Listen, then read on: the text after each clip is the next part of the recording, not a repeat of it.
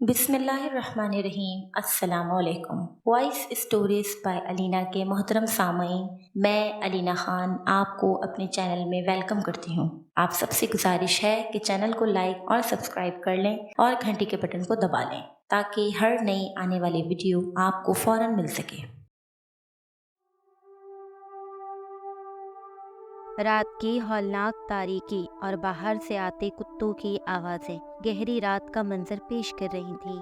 ठिठुरती सर्द और सियाह रात का दूसरा पहर, जब दुनिया अपने अपने नरम गर्म बिस्तर पर नींद के मजे ले रही थी। ऐन उस वक्त दीनू चाचा के मोबाइल पर मुसलसल बजती हुई घंटी। नींद से बेदार होकर चाचा ने हड़बड़ा कर फ़ोन रिसीव किया। बौखलाई हुई आवाज़ से बोला, हेलो, कौन? चाचा, मैं हूँ रब नवाज। माफ़ करना चाचा, बेवक्त फ़ोन किया। अभी अभी मेरी अब्बा से फ़ोन पर बात हो रही थी कि अचानक बात करते करते वो खामोश हो गए, जबकि मुझे उनकी तेज़ तेज़ चलती सांसों की आवाज़ सुनाई दे रही थी। खुदा खैर करे चाचा, मुझे तशवीश होने लगी। अगर तकलीफ़ ना समझें तो मेरी मदद करें। मेरे घर जाकर देख आएँ, अब्बा खैरियत से है ना? हाँ हाँ, क्यों नहीं बेटा, मैं जाता हूँ, देख आता हूँ, फिर फ़ोन पर बता दूँगा। चाचा, एक और बात, एक इमरजेंसी चाबी मैंने दरवाजे के साथ बड़े गमले के तने के पास छुपा कर रखी हुई है। आप दरवाज़ा खुद ही खोलकर अंदर जा सकते हैं।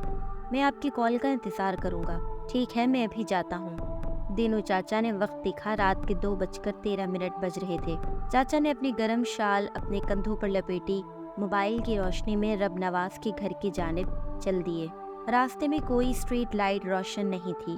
चाचा चलते हुए ऊंची आवाज में अल्लाह अकबर का विर्द करने लगे।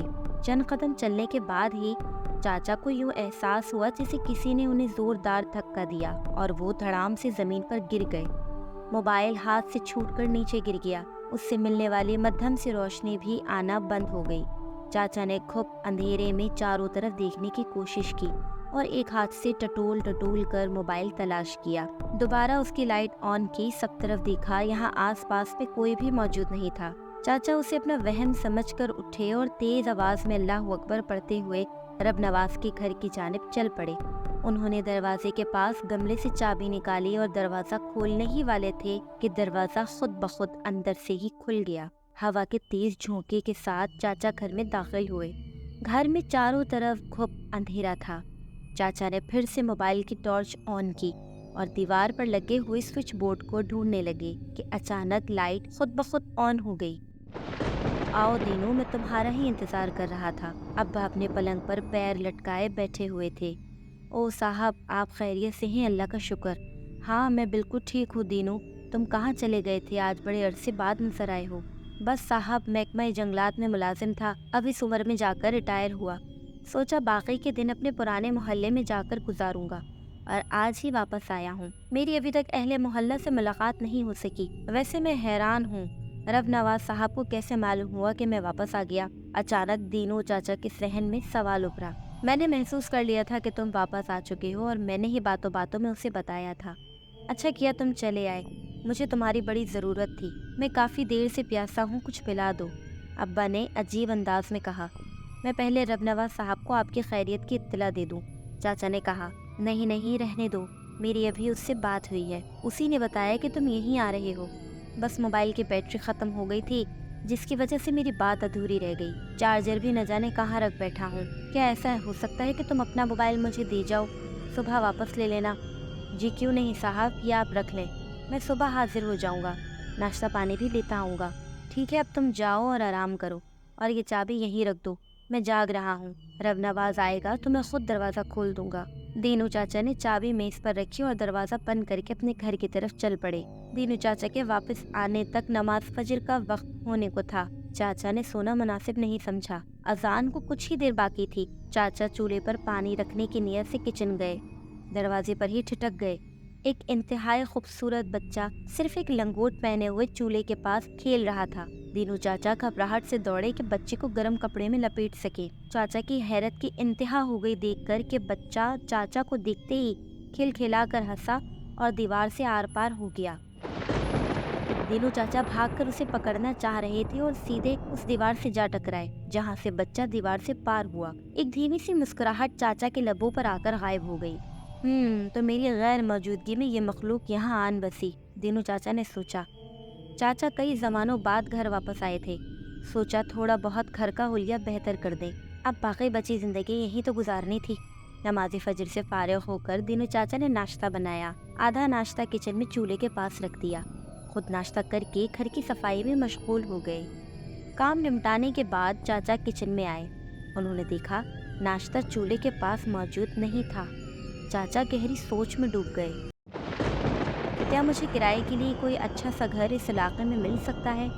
एहसन साहब ने उस इलाके के प्रॉपर्टी डीलर से फ़ोन पर बात करते हुए पूछा। लेकिन इस इलाके में ही क्यों? मैं आपको इससे अच्छी जगह पर ढूंढ दूंगा, प्रॉपर्टी डीलर ने कहा। असल में मेरा ऑफिस बिल्कुल पास में है। मैं चाहता हूँ कि घर भी करीब हो ताकि मैं दिन में एक मरतबा घर का चक्कर लगा सकूं। एहसन साहब ने तफसील बताते हुए कहा। हाँ है तो सही, पर डीलर ने कुछ सोचते हुए बात अधूरी छोड़ दी। चले आप आ जाएं, मैं विजिट करवा देता हूँ। एहसन साहब फैमिली लेकर प्रॉपर्टी के दफ्तर पहुँच गए। डीलर उन्हें करीब ही वाकई एक घर में ले आया जहाँ दरवाजे पर बड़ा बड़ा लिखा था हाउस फॉर सेल। लेकिन ये तो फॉर सेल है, एहसन साहब ने डीलर से पूछा। जी जी आप इसकी टेंशन मत लें, ये पिछले कई सालों से सेल पर लगा है, लेकिन अभी तक इसका कोई खरीदार नहीं आया। सोचा किराए पर चढ़ा देते हैं, डीलर ने तसल्ली देते हुए कहा। लेकिन अगर कोई खरीदार आ गया तो हमें घर खाली करना पड़ जाएगा। एहसन साहब ने तशवीश जाहिर की।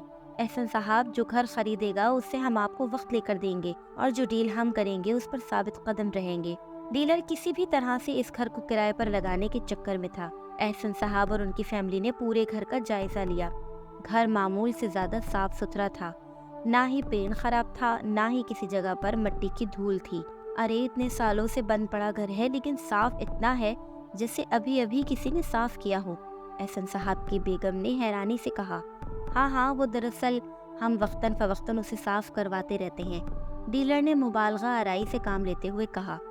घर का दौरा करने के दौरान एहसन साहब ने एक कमरे को खोलकर देखना चाहा, मगर दरवाजा मुकम्मल तौर पर बंद था। इसे भी खोलकर दिखा दें, बेगम एहसन ने डीलर से कहा। जी वो दरअसल इस कमरे में मालिक का चंद सामान पड़ा है और इसके अलावा आपको पूरा घर मिल जाएगा। ठीक है, हमें घर पसंद आया, एहसन साहब ने डीलर की बात को इग्नोर करते हुए कहा। हम अगले हफ्ते ही यहाँ शिफ्ट हो जाएंगे।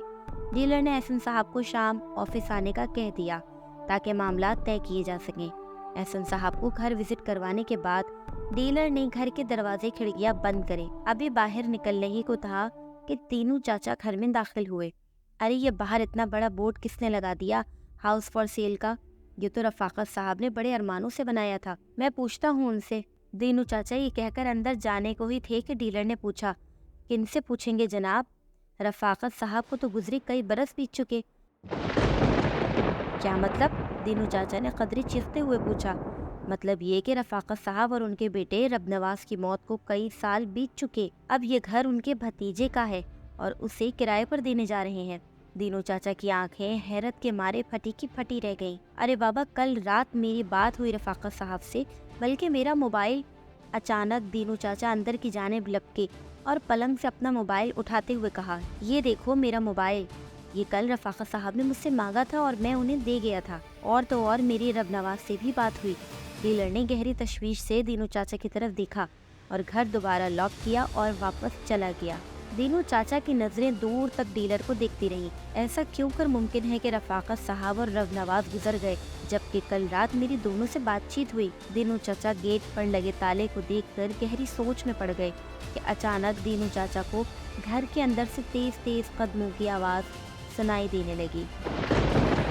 दीनू चाचा काफी देर तक इन कदमों को सुनने की कोशिश करते रहे जो अचानक गेट के पास आकर रुक गए थे।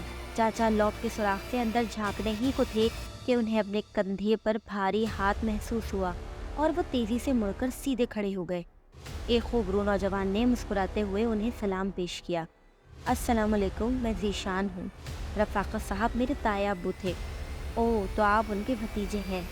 जी हाँ, ज़ीशान ने इस बात में सर हिलाते हुए कहा। यार एक बात समझ में नहीं आ रही, रफाकत साहब से कल मेरी फ़ोन पर बात हुई, मुझसे मोबाइल फ़ोन मांगा, रबनवाज से भी बात हुई और अभी ये सुनने को मिला कि दोनों की मौत को भी अरसा बीत गया। ऐसे कैसे मुमकिन है?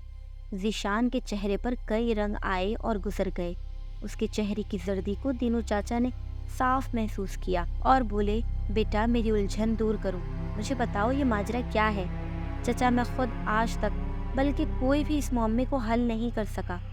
سالوں پہلے اس ہنستے بستے گھر میں خوشیاں ہی خوشیاں تھیں، پھر تایا جی نے گھر کو دوبارہ سے ٹھیک کروایا، گھر کی شان ہی بدل گئی۔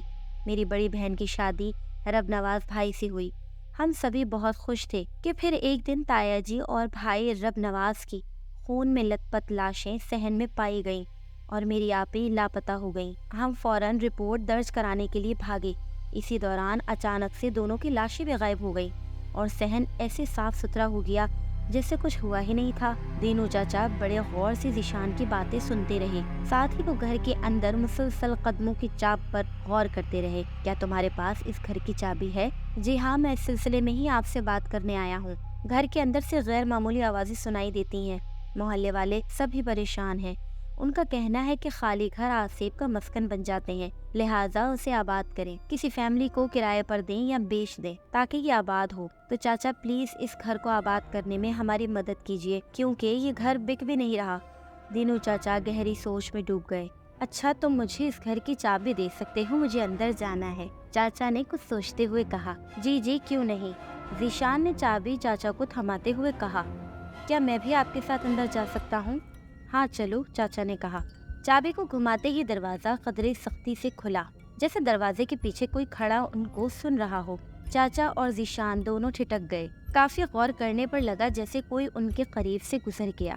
یار ہم زیادتی نہیں کر رہے اس فیملی کے ساتھ جو اس گھر میں رہنے کو آ رہی ہے؟ کیونکہ میں نے کچھ محسوس کیا ہے۔ میں بھی یہی سوچ رہا تھا، لیکن ڈیلر نے بہت حوصلہ دیا کہ یہ فیملی بہت بہادر ہے، یہ ایسے واقعات پر یقین نہیں رکھتے۔ ذیشان نے وضاحت کرتے ہوئے بتایا۔ اوہ، پھر بھی مجھے ان کا خیال رکھنا پڑے گا، چلو اللہ کا نام لے کر اسے کرائے پر چڑھا ہی دیتے ہیں۔ چچا نے ذیشان کا ساتھ دیا۔ بدھ کی صبح احسن صاحب کو گھر کی چابی مہیا کر دی گئی۔ وہ اگلے ہی دن اپنی فیملی کے ساتھ اس گھر میں شفٹ ہو گئے۔ انہوں نے آتے ہی سب سے پہلے گیٹ پر نیم پلیٹ لگائی، احسن کمال ہاؤس نمبر 45۔ 2-4 دن میں ہی احسن صاحب نے پورا گھر سیٹ کر دیا اور زندگی رواں دواں ہونے لگی۔ چاند کی پہلی تھی، رات کافی اندھیری تھی، چاروں جانب گہرا سناٹا چھایا تھا۔ دینو چاچا کی بے چینی انہیں سونے نہیں دے رہی تھی، رہ رہ کر رب نواز کی یاد ستا رہی تھی۔ رفاقت صاحب کے ساتھ بیتے دن یاد آنے لگے۔ چچا پچھلی باتیں یاد کرتے ہوئے نہ جانے کب سو گئے۔ دینو چاچا آپ کو ایک کام بولا تھا کہ بابا کی خبر لا دیں، وہ کیسے ہیں؟ آپ نے جواب ہی نہیں دیا، یہ کہہ کر رب نواز رونے لگ گیا۔ چاچا اچانک ہڑبڑا اٹھے۔ نہیں نہیں بیٹا رو مت، میں خبر لاؤں گا۔ اوہ یہ تو خواب تھا۔ چاچا نے محسوس کیا وہ کوئی خواب دیکھ رہے تھے۔ خواب ایسا تھا کہ چاچا کی نیند کوسوں دور بھاگ گئی۔ چاچا کو کچن سے کچھ آوازیں سنائی دیں۔ وہ تیزی سے اٹھے، کچن کو جانے ہی والے تھے کہ کھڑکی سے رب نواز کا گھر جگمگ کرتا نظر آیا۔ ارے یہ کیا، آدھی رات کو کون سا فنکشن ہو رہا ہے احسن صاحب کے ہاں؟ چلو چل کر خبر تو لیں۔ چاچا کو گہری تشویش ہوئی۔ رات کے گھٹا ٹوپ اندھیرے میں موبائل کی ٹارچ کی روشنی میں چلتے ہوئے رب نواز کے گھر تک پہنچے۔ انہوں نے دروازے کے سوراخ سے اندر جھانکا۔ اندر کا منظر کچھ عجیب سا تھا۔ احسن صاحب مبارک ہو، آپ کو یہی گھر چاہیے تھا نا، اور آج آپ اس گھر کے مالک بن گئے۔ تھوڑا دماغ لڑانا پڑا مگر کامیاب ہم ہو گئے۔ ڈیلر اور احسن کے کہے چاچا کو حیرت میں ڈال گئے۔